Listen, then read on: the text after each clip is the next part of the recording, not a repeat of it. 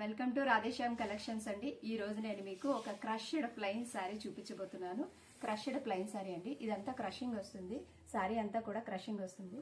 ఈ క్రష్డ్ శారీకి మంచి బ్యూటిఫుల్ వర్క్ బ్లౌజ్ అండి. చూస్తున్నారు కదా, ఈ మెటీరియల్ కూడా చాలా స్మూత్గా సాఫ్ట్గా ఉంటుంది. దీనికి చూసారా హ్యాండ్స్ అండి, హ్యాండ్స్ మొత్తం కూడా హ్యాండ్స్ అంతటికి కూడా వర్క్ వచ్చింది.